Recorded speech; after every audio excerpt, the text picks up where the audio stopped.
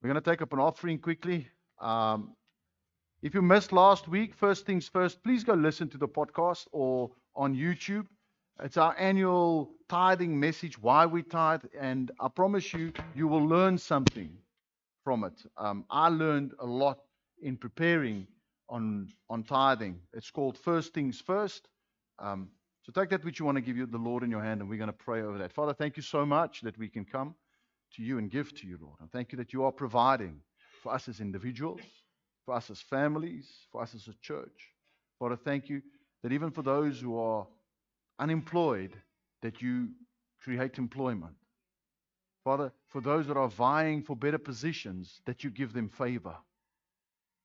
Lord, we give you all the honor and all the glory in Jesus' name. Amen. You can also, you can also scan the barcode, the QR code in front of you with your phone. If you do not have, if you want to give, you can just donate via that way as well. You just scan that using your banking app. Please open your Bibles in Hebrews 2. So we're talking about crossing over, and last time we spoke about being heirs of salvation. So today we're talking about what is this great salvation that we have. Now, some of us really grew up in the wrong place, the wrong side of the track, next to the railway station. You know, some of us are the guys that your mother warned you against. You know? But others, not. Some of us just had normal lives growing up. But what makes our salvation great? What makes our salvation great is not our stories, because it's not our story, it's His story. The gospel is not about me and you. The gospel is about the Lord. And what makes our salvation great is what we're going to talk about this morning. So Hebrews 2, verse 1. And I want to read the whole chapter because we're going into this chapter. If you will follow with me. Therefore, we must give more earnest heed to the things we have heard, lest we drift away. For if the word spoken through angels proved steadfast, and every transgression and disobedience received its just reward, how shall we escape if we neglect so great a salvation, which at first began to be spoken by the Lord and was confirmed to us by those who heard him? God also bearing witness both with signs and wonders, with various miracles and gifts of the Holy Spirit, according to his own will. For he has not put the world to come, of which we speak, in subject to angels, but one testified in a certain place, saying, what is man that you are mindful of him, or the Son of Man that you take care of him? You have made him a little lower than angels, and you have crowned him with glory and honor, and set him over the works of your hands, and you have put all things in subjection under his feet. For in that he put all in subjection under him. He left nothing that is not put under him. But now we do not yet see all things put under him, but we see Jesus, who was made a little lower than angels, for the suffering of death, crowned with glory and honor, that he, by the grace of God, might taste death for everyone. For it is fitting for him, for whom all things and by all things are all things, in bringing many sons to glory, to make the captain of their salvation perfect through suffering. For both he who sanctifies and those who are being sanctified are all of one. For which reason he is not ashamed to call them brethren, saying, I will declare your name to my brethren.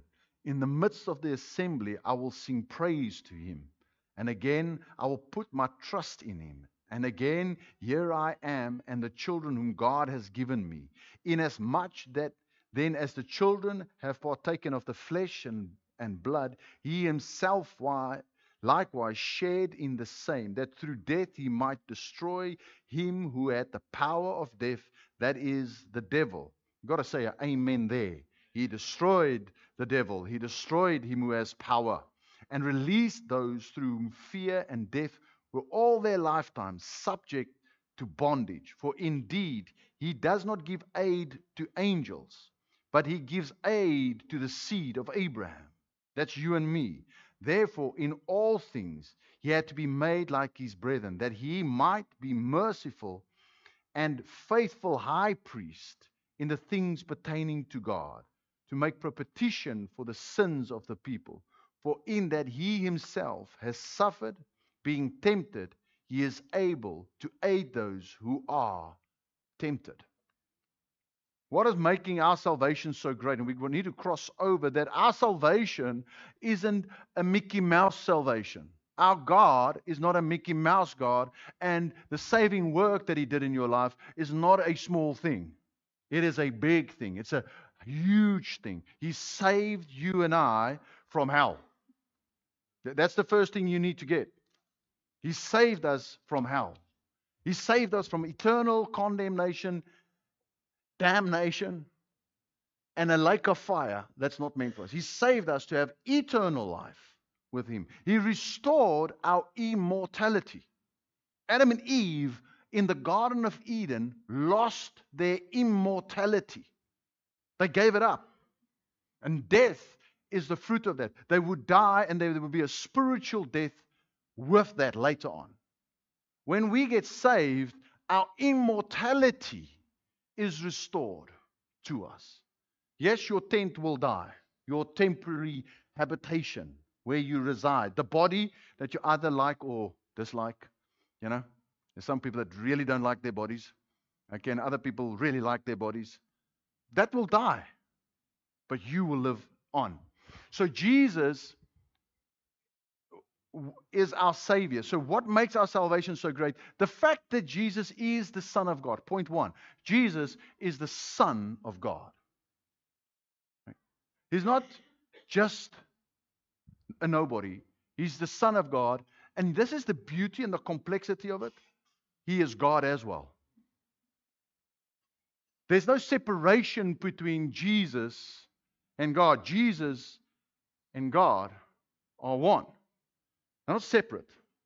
They're one. That is astounding thing. It's amazing. What is so amazing about our salvation is the one that brought and bought our salvation is not just Son of God, he is God.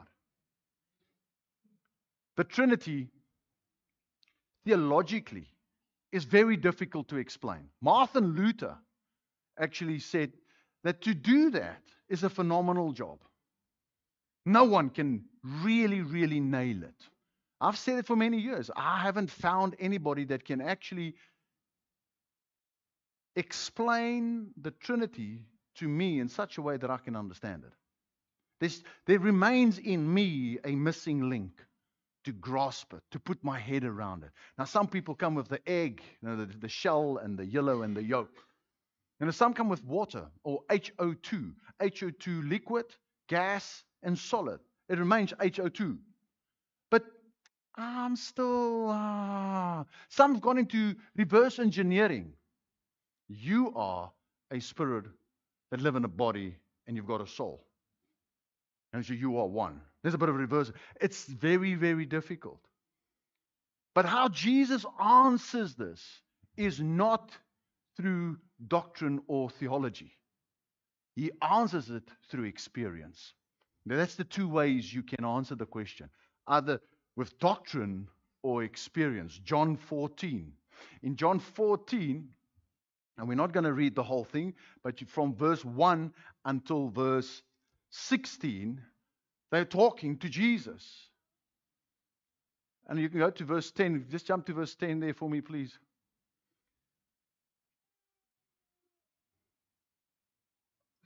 Or just go one back, 9. If you can.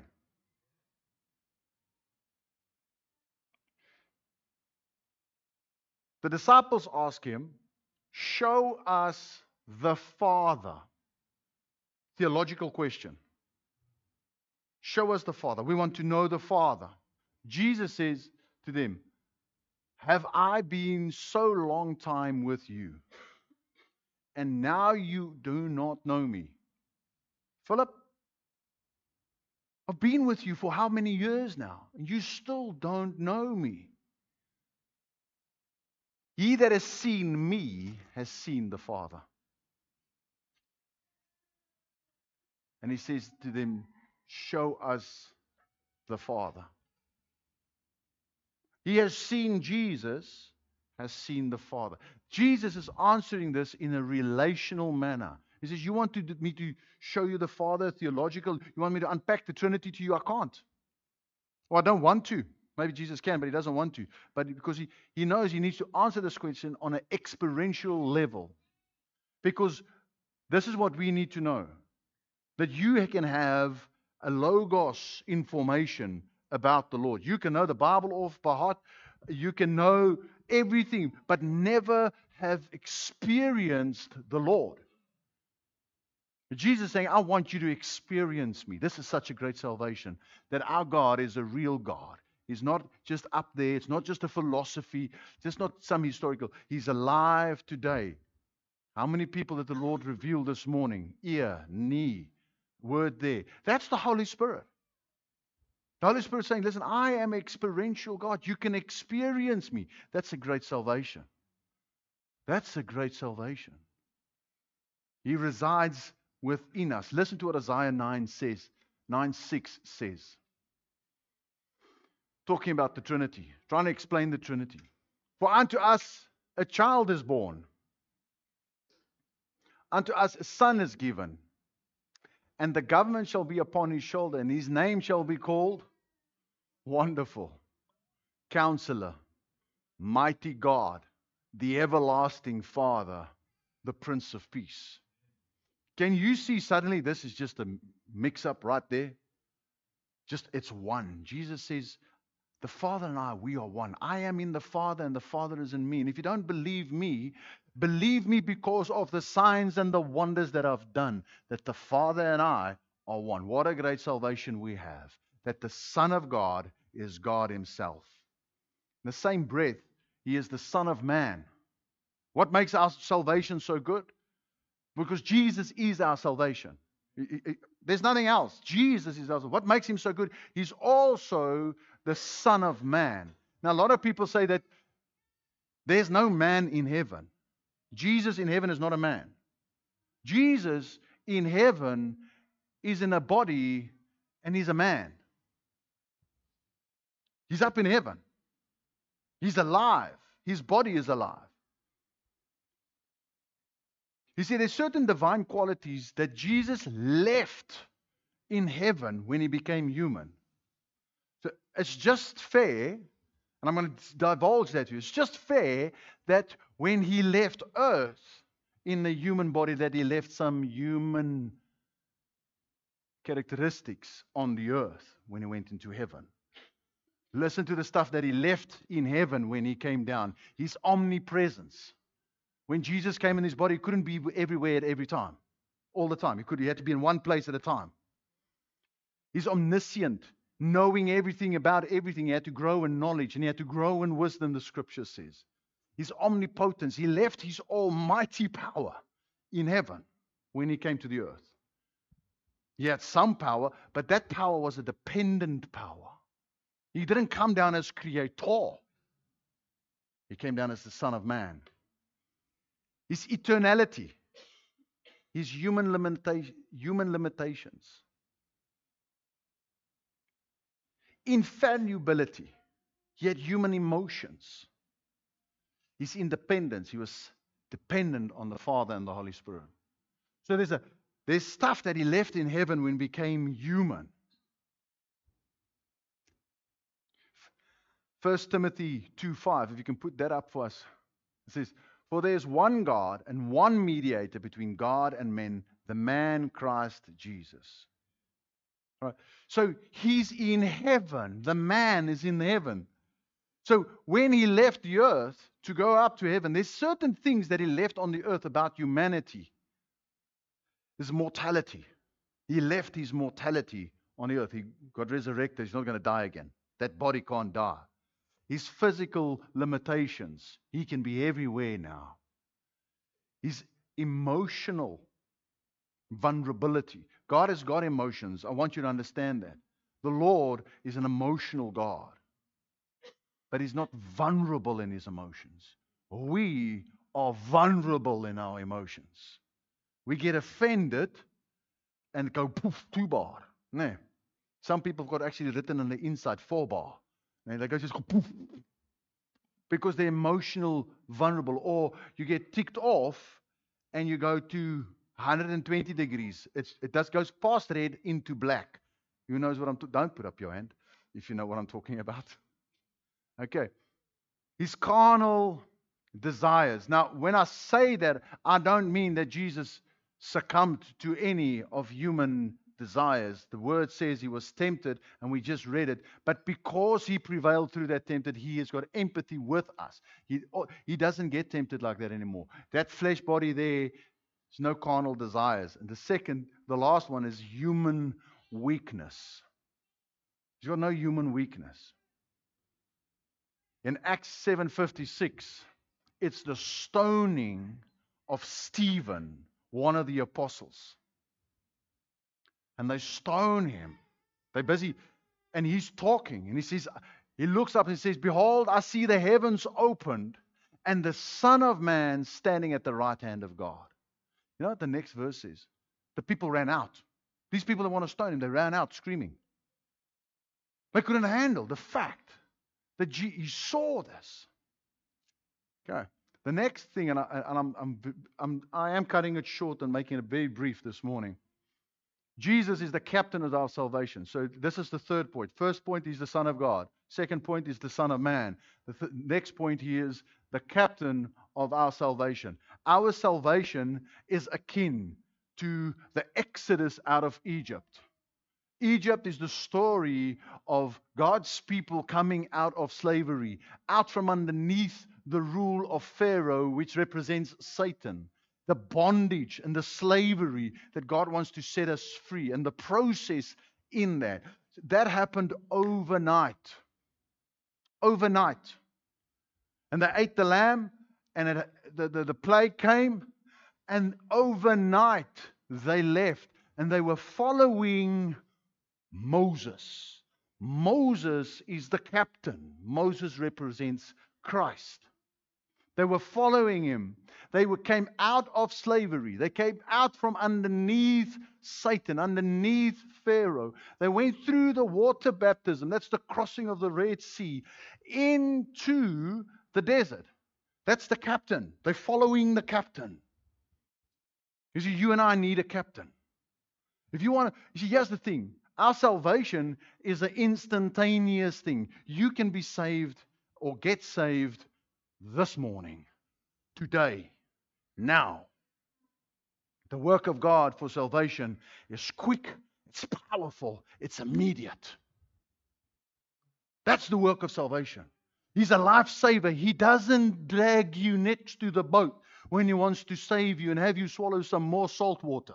He takes you and he puts you in the boat. You are saved. Say amen, man. Just like it. That is good. God saves now. Now. If we want to be saved, we just surrender and say, "Lord, here I am." He'll take you and he'll save you. But then he becomes your captain. Now, the thing about a captain is a captain leads by example. Man, I just think of Sia when the Springboks play rugby. When he's playing for the Sharks or Province, he's kind of average. But when he's the captain of the Springboks, something happens in that man. He's leading with example. He becomes a Trojan. He's flying all over the show. He's like unbelievable. I'm like, wow, because he's the captain. And his men follow him. He fights. Our captain fights for us. Huh? Rod? Our captain, while we are following him to the promised land, is fighting for us. He's in the battle with us. That is great. You know what? You're not fighting alone. You're not tackling life alone. You've got a captain. I'm excited about it. I'm excited. I just want to go and stand out there and scream. Because my captain is fighting for me. Whoever's coming against you, your captain is fighting for you. Your captain is fighting in you. He's fighting in you to win what sin is trying to destroy. You're not struggling with that battle alone. Whether it be pornography, sex addiction, depression, addiction, anxiety, you are not fighting alone. You're actually becoming aware of the fight when you're in Christ and realizing, my captain is fighting in me. And I don't care what that battle is this morning. You need to go into a place of rest. Let your captain fight for you. Because he has never lost. He has never lost a battle. Not even death could keep him. Come on. Come on. My captain. Yes, I get him excited, man. And he's empowering you to fight. Now, how does a fighter, a warrior sound? Well, I can tell you what he doesn't sound like. Oh, we're not going to win today. But you see the size of those guys' thighs. Did you see that? I remember playing rugby, and you're standing lined up, and you see your opposite number. And you look at these oaks, and they are big. And the manna, their quads are like this. This guy's benching half a house. He's standing there. And the only thing that will go through my mind is, oh, how hard you're going to fall. Because I'm going to tackle you. You are underestimating me already. You already underestimating. I'm already tasting the blood. I've already the fire in me. And you standing, how dare you? And that's how we got to be with the Lord. It's like, fired up. Fired up. Sorry, I'm getting excited.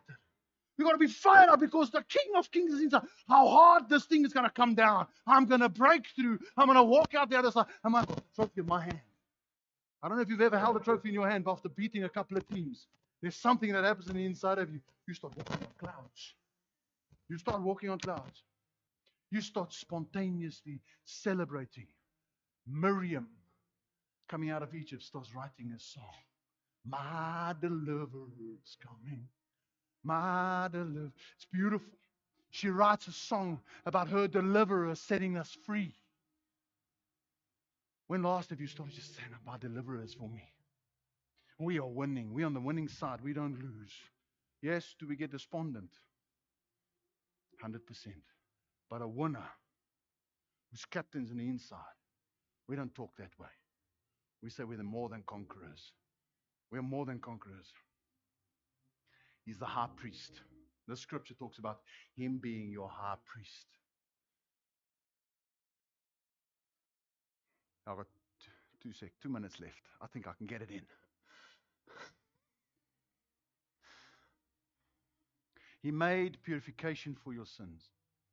I want you to get this. I want you to see heaven look down at you and not see what you've done wrong. But that's not how God looks at you. He's not looking at what you did last night or yesterday or when you were small. He doesn't look at you like that.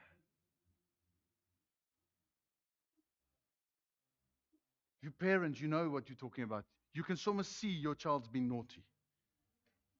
They're like, Dad's gonna see. He's got X-ray vision. I'm telling you, he's been eating Pernitra since small. And he's got X-ray vision. He knows that I've done this wrong. That is not the voice of God. The voice of God says, I have dealt with that. Come here. Let me deal with you. Let me love you. And I'm not saying you can excuse your sin. This is not what we're saying. What we're saying is that He's paid. He's made purification. That's what makes Jesus great. What a great salvation we have. He tasted death for us. We read that there. He already tasted it. He died so that we don't have to die a second death. We just come into Christ and we'll have eternal life. Having destroyed Satan. This is what that scripture says. He destroyed him. He destroyed the works of the death. He destroyed death. He destroyed it. That makes Jesus great. Sanctifying us. He's making you and I holy day by day. Our salvation is an overnight experience. Our sanctification is walking behind our captain to the promised land. The promised land is not when you pass on. The promised land is when you walk into the glory of God, the fullness of God God's got for you, where you actually say, listen, but I'm free. I'm free. I don't sin the way I used to sin. I don't swear the way I used to swear. I'm not depressed the way I used to be depressed. I'm not anxiety. I don't have anxiousness the way I used to have it. I'm in the promised land. I've come to the fullness of what Christ has in me. I'm starting to pray for people, laying my hands on people. I'm hearing the voice of God. Our captain is leading us there. He's such a high priest. And here's the thing. Because he was human, because he had this human experience, because he knows exactly what it's like to be a human, what it is to be rejected by people, what it is not to fit into society, what it is to where the family think, who are you? What's going on here? He knows all of those things. He knows what it is to look in the mirror and, well, I got some zits I didn't have yesterday. No. Or I've got some gray hair that I didn't have yesterday. And these wrinkles aren't laugh wrinkles anymore. No. Gravity is having its effect. He knows what that is. He is able to help us. He is able to help us. He's able to say, be within you, give you the strength to pull up your socks, sit up, take a deep breath, back up, head up, say, let's go again.